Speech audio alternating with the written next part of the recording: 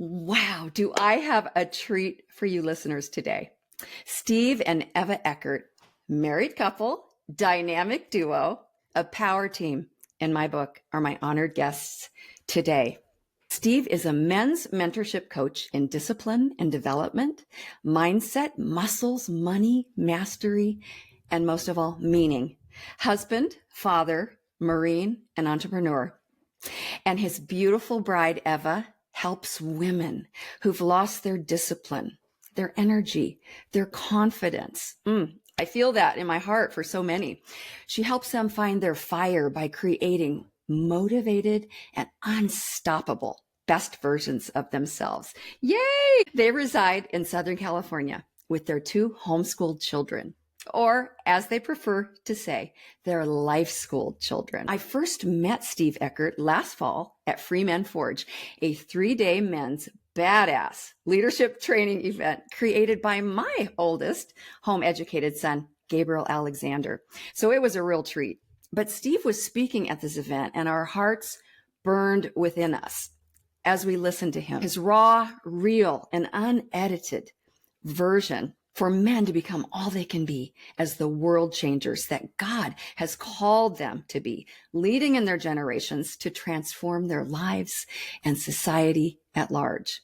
We could talk about 9,655 things today as I tap into the gold in their lives, their lifetime experiences, their heartbeat, their entrepreneurial endeavors. But as a woman myself with a burning desire to see parents develop the dynamic potential of their children, we are going to talk today about real life in the Eckert's home. So welcome, Steve and Ewa. And I hope it's okay that we're going to talk about real life. Absolutely. I've been so excited to have you join me and for our listeners to get to hear your hearts. And so I think I'll just start here and say that I absolutely see you two as a power team yoked together for purpose. And I see that marriage in my book, that's what it's all about. It's not just loving the beauty and loving the handsome prince. It's about purpose in the earth. It's about tapping into our dynamic potential and then recreating ourselves and our children. But Steve, I see you as jet fuel for men. But what would you say is your wife Ewa's superpower? Talk to us a little bit about her, because I know there's so much in that woman sitting next to you today. Probably being able to deal with the craziness of us men, me and my son, and the craziness that we bring in the house, and be able to deal with that and not lose and control yourself. It's a crazy ride. Like, I have to deal with myself 24 hours a day. This shit goes on in my head. So I can't imagine other people having to deal with it. So I'd say that's really it. Being able to understand it and see it and deal with that is a superpower, because otherwise people misunderstand you. And like when I came to the event there in Tennessee, it's my approach is probably a little different than the usual Christian events approach. And I went in there, and me and my son walked in, and literally the building was called a chapel in the woods. And Tyson's like, what the heck are you going to be talking about here? What did they bring you here for? I was like, I don't know. We're about to find out. And I said, you know what? Usually my opening to an event is I'll tell people, if you're easily offended, this is probably the time for you to go take a bathroom break and go get some coffee. But for this event, I said, you know what? If you're easily offended, you probably need to not only not leave like I normally tell people, you need to come sit up front, because you probably need to hear what I'm about to say more than most people. Because I think probably in that faithful world and religious world, they probably have gone even softer than most people, and they need to hear that direct forwardness. And that's kind of how we are all the time, raw and unfiltered and direct and no holds barred. So to be able to deal with that 24 hours a day, we live together, we work together, our kids are home all day, so it's just chaos and craziness all day. So to be able to deal with that, I would say is probably a major superpower. That speaks volumes. And you were right on time for that event. Ewa, that has to be so honoring to hear that. And as he talks about that, my question to you, we've heard so much nonsense, in my estimation, about toxic alpha males. I'm married to a big, strong, independent thinking. Now I'm no pushover myself, right? But this guy is like steel, right? Steel wrapped in velvet, Italian. And then of course we have 5 sons. And so all this nonsense about toxic alpha males, I think I probably have raised 5 alpha males. Our dogs were males, but you live with a very strong man. Now, how do you make that work? And how do you process that? And then how does your output become what builds rather than what tears down and makes your man weaker? Talk to us about that, Ewa. All right, everybody. As we said, we're going to be real and raw here. I kind of had to grow myself, grow to the level of understanding Steve, because we've been together for quite some time. He never remembers how many years we've been together. 20, So 25 years. he gives always an extra years to me. So ladies out there, if you're a strong alpha man, gives you another 5 or 10 years on top of your age, just take it with gratitude and respect and say, you know what, he loves me. I would say that we've been together for, that 18 years. We've worked together our entire relationship. If I look at my husband right now, this is not the same man as he was when I've met him. I see the change. Maybe I didn't put it correctly. I think he had seeds in him. You know how you have the bamboo seed and you wait for 5 years to grow above the ground? Oh, The seeds good. were there. And because of the opportunities, because he was placed in such an uncomfortable zones, uncomfortable levels, he grew to that male that he meant to be. And I know that this is not over. I know that he's not fully developed yet. Let's put it this way. He's still growing. He's going to be growing till he dies. And I know this. Yes. And that's what I Yes. love about him. The fact that he just empowers himself and dives deeper into growth, into personal development, into becoming the man that he wants to be based on his personal story with his father. I think the urge of him being that strong role model and that alpha male that he's supposed to be, every single day he's getting there. And I see this Yes. growth. I was thinking for a while, I was like, was he always like this? And I'm like, he had the seed, but the seed was developed in a proper soil. And I'm thinking, if we stayed in New York, if we never moved to California, if we didn't have these crazy opportunities, probably would have never been in a place that we are. So it's almost like seeking. You got to seek these hardships. You got to seek these uncomfortable zones. You got to seek these people that will completely push you to your limits. And that was Steve. So Steve not only took me on a ride with personal development with him as he started coaching years ago and entering mentorships and different groups. We've been really growing together and learning. And so many times he brings me centered, because women are emotional. We are those emotional creatures. Oh, no way. We are those emotional creatures. And you know what? And it's so good. I'm reading a lot of books about it. I've never really tapped into this because I'm living with an alpha man. So I want to kind of think like an alpha woman. You know, you get that. You become who you surround yourself with, right? So I have a strong son, copy of him. I have a strong daughter. I have a strong him, and I'm thinking sometimes, okay, and I'm balancing those emotions sometimes, and I'm like, how to deal with it? It might be sometimes challenging. So let's be real. For those women who are listening, you find your place, you understand your emotions, but a lot of times don't give in. Like, look at your husband and see what are the qualities of the alpha man I can take for myself. Because there's nothing wrong with accepting some strength and some not accepting the weakness too. Like, how is he dealing with certain situations that I can do? It can be challenging for me because I am a girl. Yes. And I'm like, how on earth God created these men? But he's like Isn't really it perfect amazing? example of this. And well, I'm God trying. knew what he was doing, right? God knew what he was doing. And, you know, when you're talking about this, Ewa, it reminds me of a scripture where it says that iron sharpens iron. So one man's countenance is sharpened by another's. And I think in marriage, at least the way I see it, is it's like, this is how I see it. God puts two foreigners together. in a box. Like, we come from totally different backgrounds. We're woman, he's man. We are like so really incompatible in so many ways if you were just going to be two people hanging out, and God just puts you in a box and says, work it out, right? And we have to bend, and we have to be strong, and we have to allow them to file us down and us file them down. But as a woman, I see so many men, and this makes me really sad, who I see the seeds in them, but their woman has all but aborted those seeds. How do you be the kind of wife who allows those seeds of strength, of courage, of bravery, of all the things that you see in Steve? Talk to wives. How can they be the kind of wife that makes him a better man? Because I know for a fact he's better because you have been the kind of wife that works with what God gave you. Mm-hmm. Does anything come Yes, to mind? I think the main thing is that I see in a lot of, I would say, relationships that women want to lead.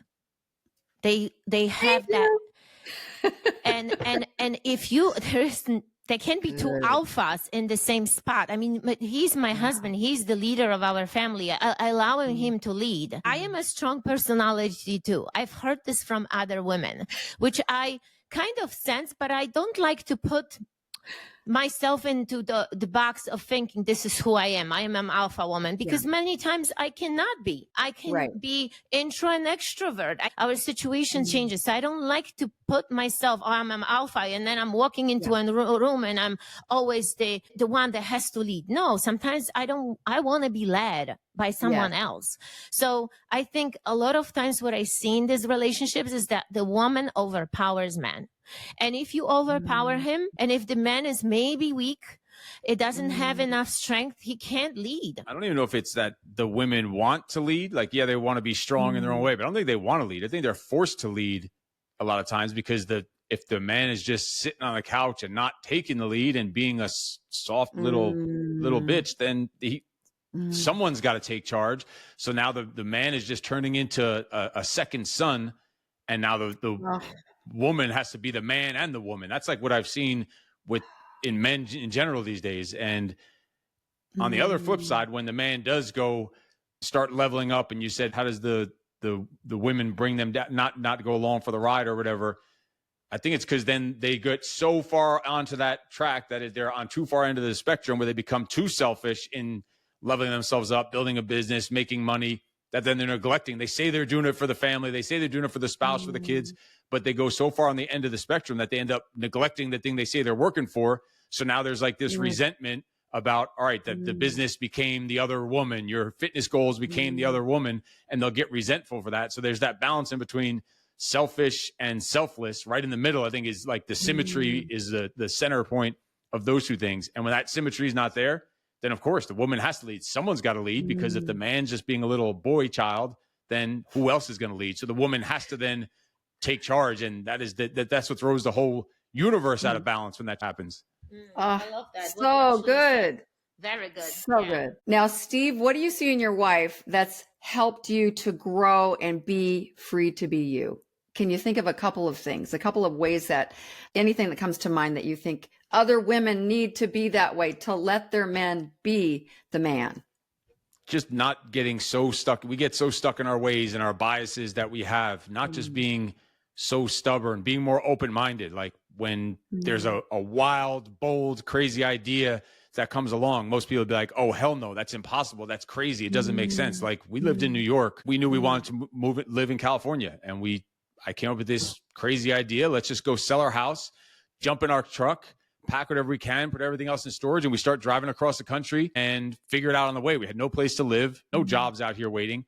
And I just knew that was the direction that we were called to go in at that point in life. And the whole family's like, hell yeah, sounds awesome.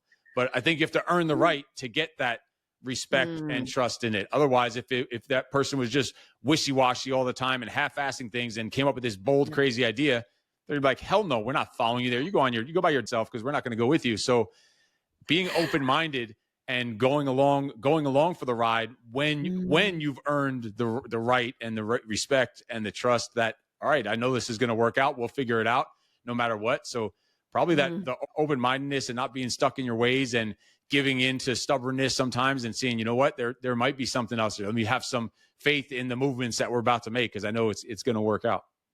So good. It's this two-sided coin all the time, isn't it? But if a man takes the lead, that is so true. And you both said it. You've got to let him lead. And leaders aren't perfect. I've been married for over 40 years to a very strong leader. And we've gone from infant stage of, just being young and excited about life and zealous. We've done the same thing, sold everything in 6 weeks and gone overseas. And I'm so grateful that I said yes. And that brings me to a question that I really want to ask you guys about, because you life school your children. When Steve, and I'm just talking to my listeners here, when Steve came to Freeman Forge, he brought his son Tyson. Now, and it was so special because the other men, I'm sure, weren't expecting to see a child there, right? I mean, because our society, as I see it, they break down generations. There's chasms between generations. They want us to be in tidy little boxes. Kindergartners, first graders, second graders, everything's always segmented. And it's proven to be so detrimental, I feel, to our society, to our families, diabolical to our families, just generations split, kids divorcing their parents and just so much brokenness. As a parent coach, that's what I see. But when Tyson's attendance was an absolute pleasure, and he held himself with such dignity and poise and courage and confidence, and he stood up and just spoke. I mean, like many 30, 40-year-old, 50-year-old men would not have stood and spoken his mind. And it reminds me of a quote from one of my favorite authors, John Taylor Gatto. And you guys would love him. This is like a book that I'm always waving around. John Taylor Gatto, the Dumbing Us Down. You guys got to have that book if you don't have it. But he wrote another book, this phone book, called The Underground History of American Education. And he said this, and I think that you guys embody this and believe this. I see this in Tyson. Our official assumptions about the nature of modern childhood are dead wrong. Children allowed to take responsibility and given a serious part in the larger world are always superior to those merely permitted to play and be passive. At the age of 12, Admiral Farragut got his first command. And I think of you guys, and I think of how you are imparting intentionally to your children. But I want to talk about your shift from public school education to life school, or as so many in my audience would know it as home education, homeschooling. Talk to me about how that happened and how it came down. Yeah, so we're all about freedom, doing things our own way. And even while they were in school, we talked about homeschooling for a long time, but we ourselves were just afraid and scared, didn't know exactly how it works, didn't think, doubted ourselves, didn't think it was possible, didn't think that we had what it takes, not knowing that you have to shift your whole way of thinking, that who better to teach your kids than yourself? Like, who knows your kids better? Who knows what values and mission and vision and values and goals you have other than you? The teachers at school certainly didn't. They're teaching them the exact opposite of everything that we're teaching them at home. So it's a conflict there. So realizing that we wanted that next level of freedom, we're constantly trying to see how can we make our lifestyle even better.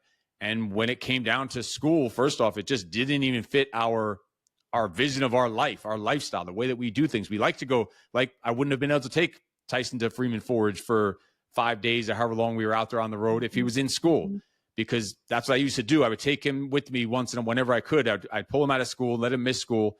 And they started sending us letters telling us that he missed too many days. They're going to get left back in a grade. Meanwhile, he's got perfect scores on the score test or whatever bullshit test that they give.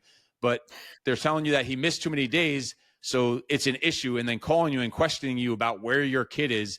Like, I don't need to answer to some stranger who doesn't even have the same beliefs or values of me about where my kid is. So it was a lack of freedom when we realized it was holding us back in a lifestyle, the way we wanted to grow the next phase, the next evolution of our family and our life and our family tree, our legacy of our family really was holding us back. And it started really shining light on it, how badly it was holding us back and going against our beliefs and our values. So we just pulled the plug and never looked back. Can I mention something as well here? Please. Yeah. So as Steve said, I just remember having that moment before we pulled them out of school. that it would be so awesome if they stopped going to school, but that thought was not sitting right. So for the audience, if your audience is listening, you're going to have that moment. Probably you're going to have those questions if you're thinking about pulling your kids out of school. But I think the first thing is like, create that vision. Think about your lifestyle. What is important to you? What do you want to have? How your days should look like? What is important to you?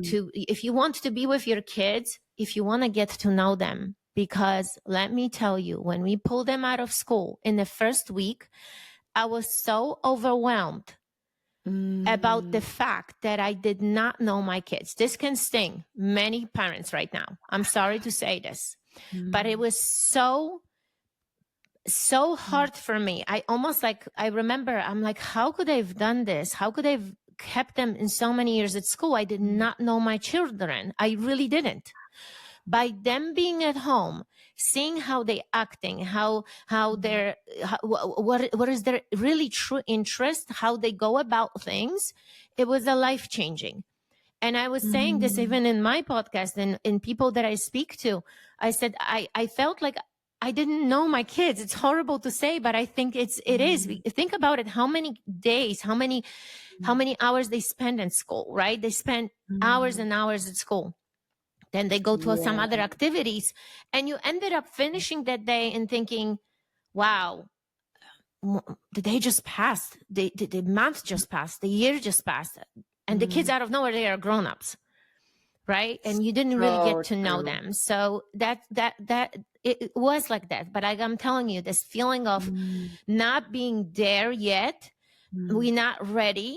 It was really prolonging. It was like for a while until Matt Boudreau kind of, we talked to him, he gave us some ideas, and he was like, you will never be ready, like with anything else, either just do it, just try and go for it. And that's how we created the Eckert Freak Academy, because California allows you to create your own school. So there we go. We became the owners of our own school. Oh, you guys, I love you. I love your honesty, because I think that as I see it, and I had the very same thing, this limiting belief. Now, it's because we've been conditioned to believe that we need an expert to raise our child. We need an expert. We wouldn't say raise. We would say, educate. We need an expert. And in my estimation, this culture has not been taught to parent, hasn't been taught to train, hasn't been taught to mentor or disciple. It's been taught to drop the kid off at the door and the next door. And the next door, and the next door. I used to live on a very steep incline, and I would watch the parents like clockwork. They would be all bundled up with their strollers and their group of kids, and they would like, roll their kids up and walk their kids up the hill to safely deposit them at the front door of the public school. And my heart would just break, because I was thinking, they don't get it. They don't get it that the safest place that they can be is at home with their parents. And the least safe place they could be is in a public school setting, in my humble opinion. So I love your honesty, and that is so brave. But what I want you to tell me is exactly how it went down, because I think so many people that hear this will say to themselves, oh, that's great. I wish I could do it, but it's going to take layers and time, and I need to do all the research. And then there's probably lots of paperwork. And then, what if they knock on my door and I go to jail, or what if they take my kids away? How did you do it, Steve? It was so clear. And I think it would help somebody to hear exactly what you did. Yeah. So first off, I had an aunt who asked me, when she heard we were about to start doing it, she said, well, you have all these clients and all these businesses, and you're coaching people, and that's your business. How are you going to have time to homeschool your kids? And I thought about like how twisted of a thought that is, that, all right, so I should spend all my time on strangers and clients and helping them develop and helping coach them and mentor them while I dish my kids off somewhere else for 9 hours a day with a bunch of overweight strangers that are teaching them, trying to make them confused about which bathroom they're supposed to be using. Makes no freaking sense. So that was the first thing. Like, people just don't have the right thought of it. And then another person posted on social media just the other day when I put a video about homeschooling.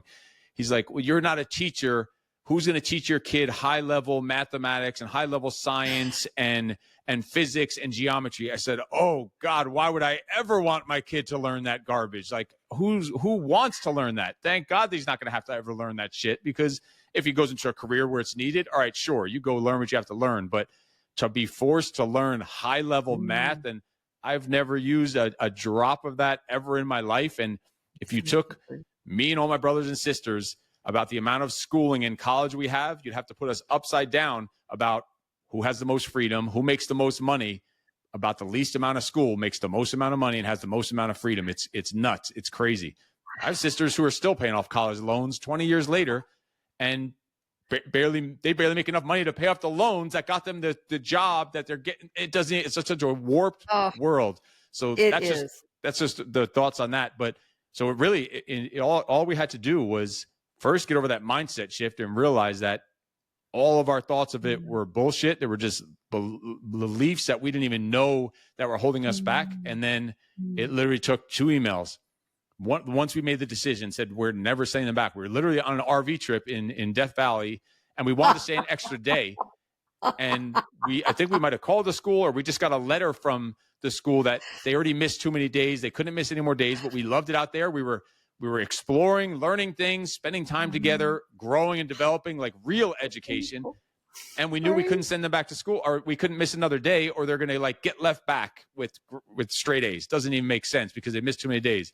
So we went online, sent one letter to the state of California, said we signed an affidavit, say we're assuming full responsibility of our kids' education, and sent another email to the school just as a courtesy to the principal that said they will not be returning on Monday morning. And that was it. And we haven't looked back. And now we've taken full responsibility for their education, and they have no need for high level science and math. I don't even know what topics subjects this guy was talking about online that we've never used in our life and will never need to use. Useless information. Like, how is my son knowing that a T-Rex's claw was 6.5 inches? How is that going to help him start a conversation, look a man in the eyes, sell and market and build a business and be a man and be an adult and be healthy and know about nutrition and take care of himself? Like, all the useless facts that they're forced to just memorize to pass a stupid test. Like, what a waste of time and useless overall. So painful. Yes, if I can add this to what Steve said, is really for listeners, for parents who may be trying to figure this out, because yes, like you said, it might be overwhelming. First of all, check your state. Like, what are the requirements? Because I've learned, we did a little bit of research, but once we decided that day we're going to do it, I went online and we've realized that there are 3 options of schooling. And we look at the 3 options and we're like, okay, one is too codependent. The other one was too codependent, and we wanted to do total freedom. So we chose the option that match our lifestyle. And again, here we go again. This is a question for you.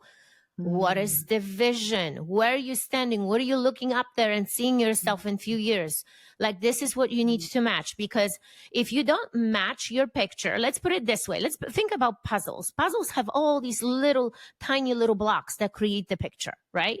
Yeah. And if you start putting the puzzle of your life, of your beautiful life together as a family, and you're missing a couple of these little blocks that put these little puzzle pieces, you will never finish. So those are the pieces that you need to find along the way, I think, because for us, we already knew it. And it always goes to the vision. If you have a plan, if you have a dream, and those are actions that follow, that's how you're going to get there. You're going to make mistakes. So don't get me wrong. I mean, did we have to figure out in the first few months when we did that? Absolutely. We had to figure out the system. And my husband is really great in creating systems.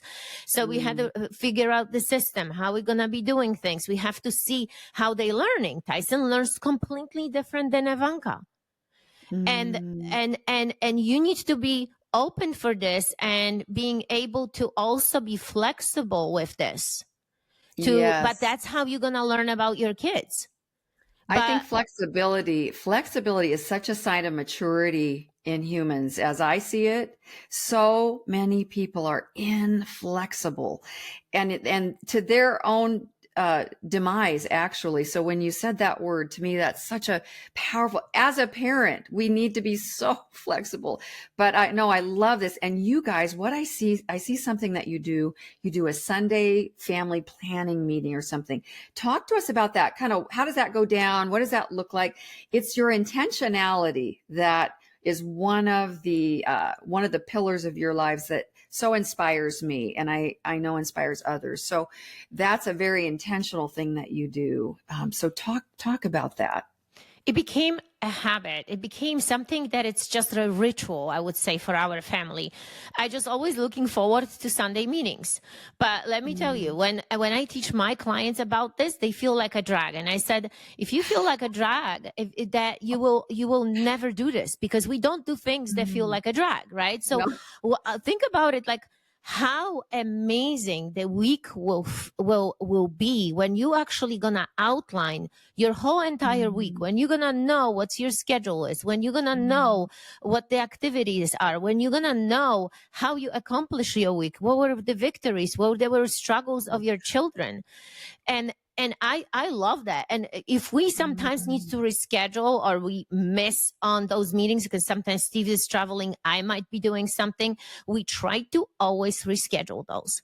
But we created, as I said, it's a ritual. We have a place when we sit down. So over the winter, even though California is beautiful, most of the time we have a beautiful weather, we have a table designated for it. So everybody knows we just need to schedule the time. Everybody appears with their calendar, with their notebooks, with their notes for the week.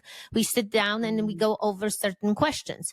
For the summertime, we sit outside and we just do this together. So everybody, we sit down to actually journal and reflect of the entire week. And here is the fun part, that you need to reflect daily to be able to do the weekly reflection and bring something to the table. Because if you don't, how are you going to show up with lessons? How are you going to really share your struggles? Because our mind is so busy. There is so much overwhelm in this world. There is so much stuff that is going at us that it's too much information. So how are you going to clean your mind? And by putting on a piece of paper. So doing this daily ritual creates that weekly one, and everybody showing up with some notes, and we just have great discussions as a family. Sometimes they're heated. Sometimes we need to keep each other's accountability up. You know, this is real life. Love it. And I think that's what's helping us.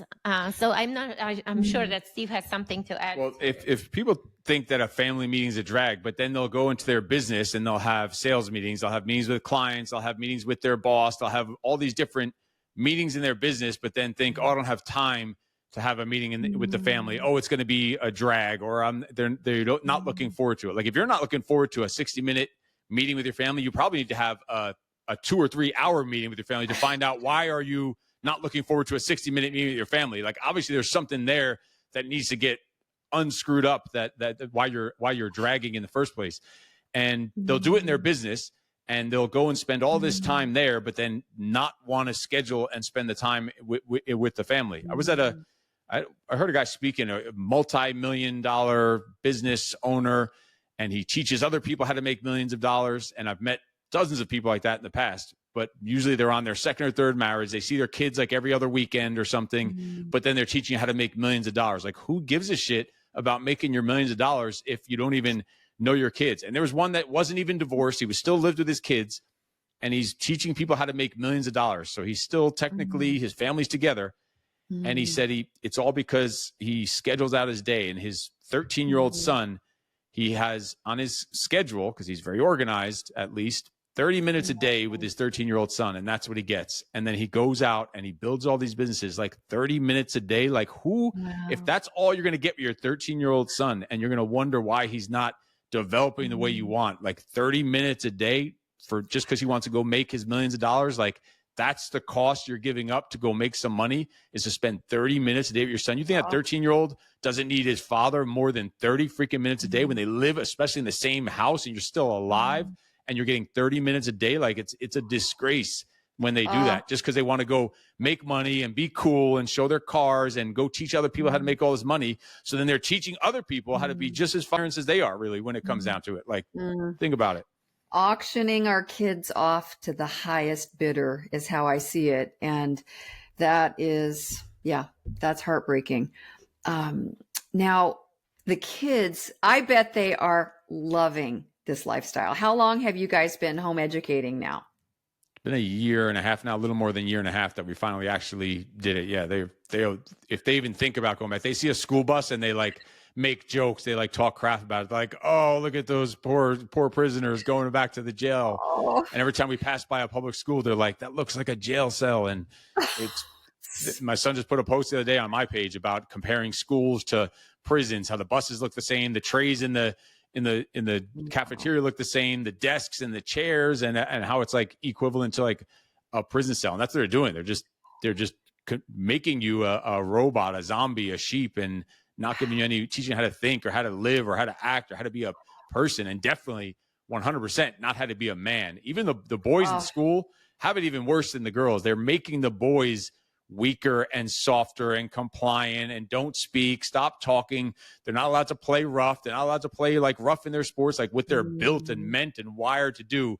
It's just like they're neutering them day by day, little bit by bit, till they're just these soft, compliant, like institutionalized, like robots almost. It's so true. And then the girls are becoming so manly. And I mean, several of our relationships, I've seen posted recently in the last year, my daughter actually, 14 years ago when she was born, I've found is a boy, and just all this insanity. And so you're exactly right. The feminization of the boys. And it's no wonder that about age 7 is the common age most boys hate school.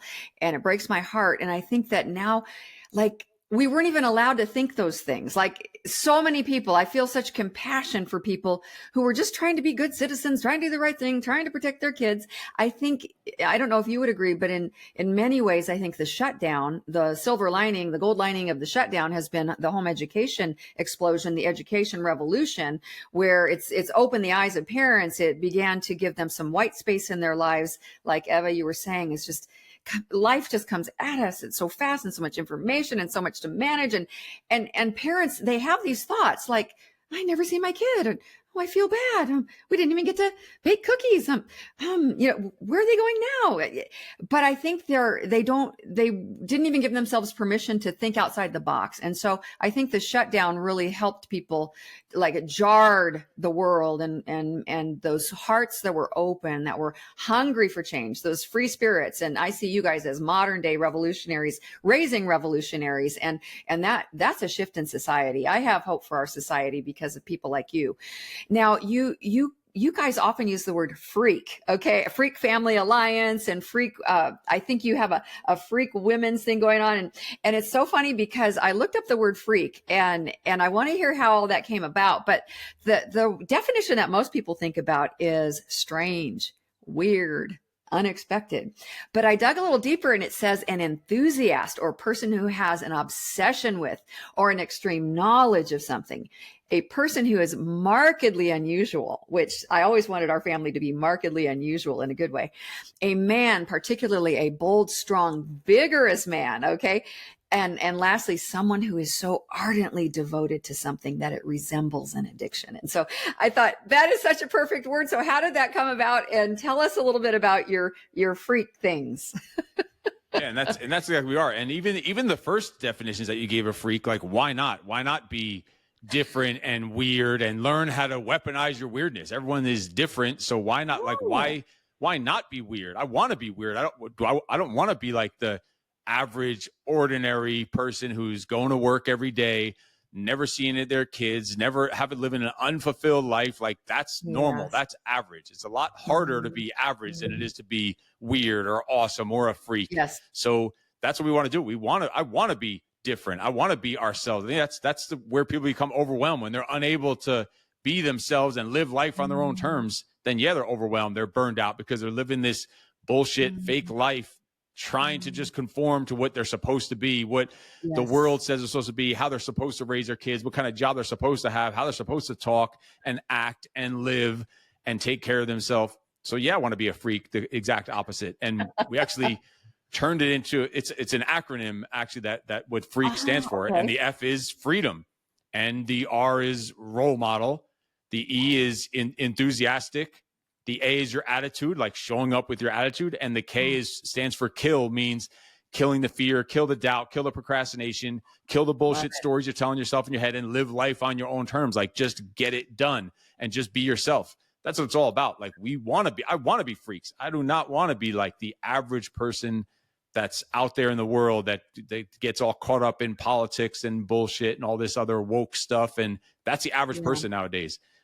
Overweight and unhealthy, not taking care of themselves, not spending time with their kids and their family, hustling and grinding to work at some place that they don't even care about, and some job that's unfulfilling. Like, that's the average American. It's hard to say, but that's the average American. I don't want to be that. I want to be the freak. I want to be the outcast. I want to be the outcast of the outcast, like the outlier on the outside, doing things my way, doing what's going to make us happy, what's going to make us fulfilled. And we're just going to wave that freak flag high in the sky, and it's going to attract like-minded freaks like ourselves, like you, and it's going to repel the people that you're not meant to be along on this freaking journey with. And it doesn't make them bad people, but they're not meant to be here with you. So go somewhere else, and it's going to bring around those few that you're meant to be around, those other like-minded freaks. Eva, anything to add to that? Yeah, so the freak also has some seeds years back. We started as bootcamp and boxing instructors. Then we had our facilities in New York.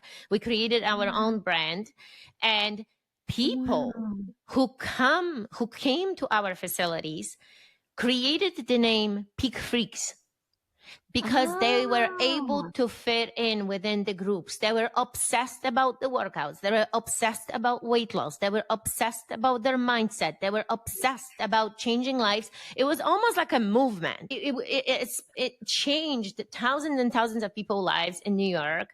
And now we're doing this online. So yes, Steve has the Freak Father Alliance, and I have the Freak Female Alliance, because the Freak stands for both. Tyson has the Freak Fit. So he is teaching other little kids to be their own freak selves. So kind of everything starts blending and we really changing and evolving throughout all these years. And it takes time. And I want to say that it takes time, because sometimes we just want that instant thing. Like, we want it now, but we forget that it's a process.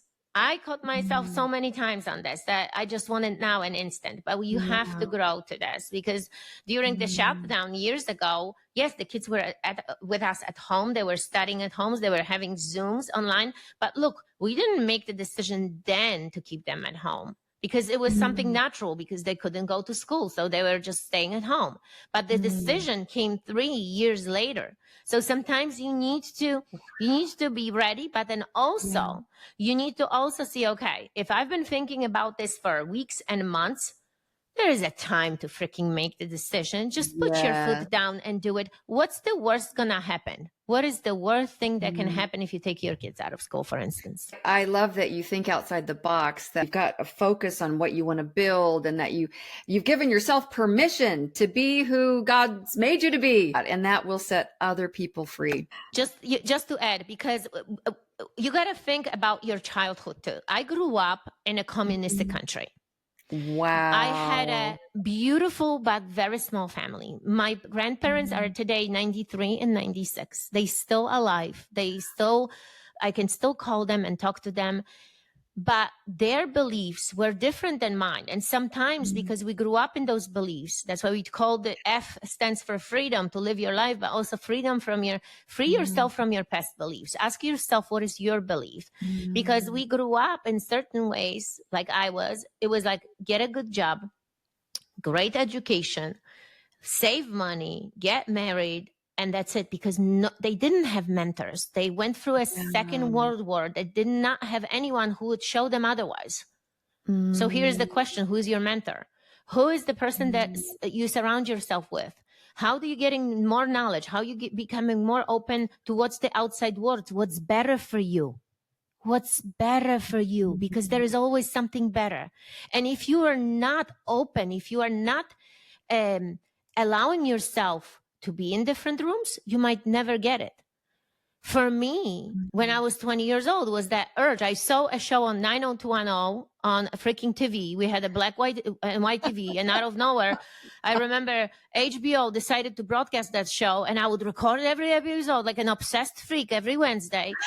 And I was looking at this American's lifestyle. I'm like, oh, wow, they have so much and we don't have it. So how can I get it? That was it. For me, it was inspiration from a 90210 show. I always laugh about it because here I am in America. Here I am in California. A vision map that I put it on my wall as a 16 years old, year old girl. True? So it all can happen for you. Wow. You just have to have a vision, believe in that, and go for it. So it's going to happen. But please just ask yourself, what are my beliefs today? Because maybe you're living somebody else's dream. And there is nothing wrong. Don't blame your parents. Don't blame your grandparents. They did exactly what they could in the reality of time, what they were given.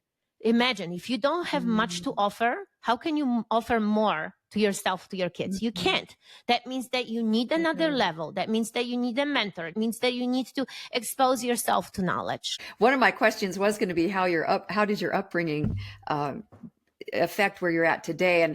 And so I appreciate that. Steve, I know that you had a rough upbringing, and I know we don't have time to go into all that, but let me ask you, many men would use that as an excuse to perpetuate that lifestyle into the next generation.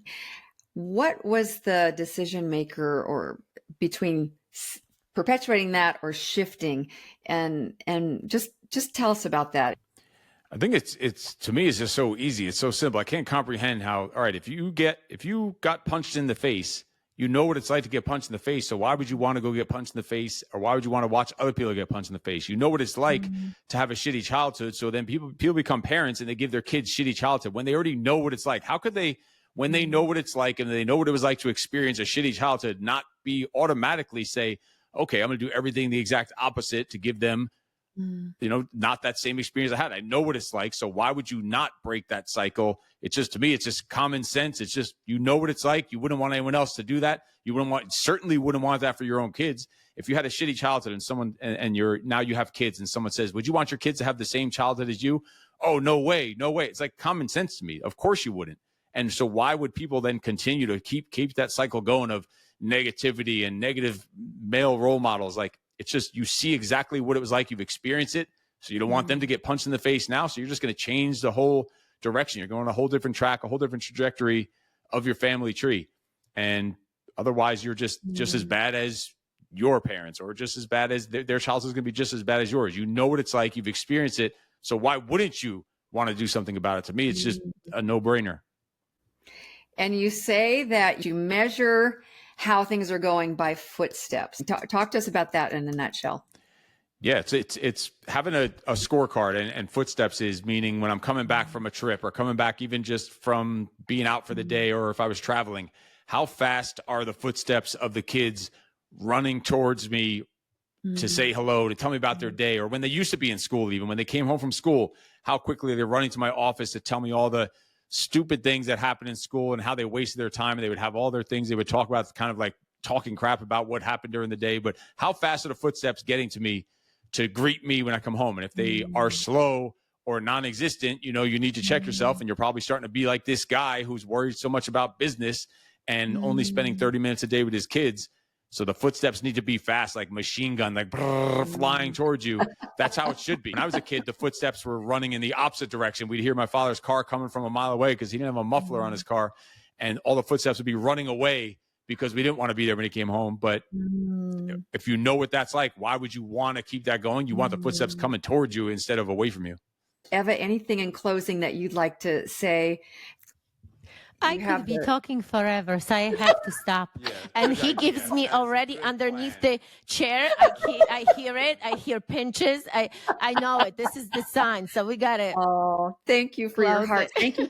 Thank you for being honest and open and transparent. And thank you, listeners, for joining us. I know that your lives will be richer and maybe just a little painful as you get to be introspective about some of the things that God is putting on your heart, and they've just been confirmed by these two fiery folks. Thank you for joining us, and tune in next time. God bless. Bye-bye now.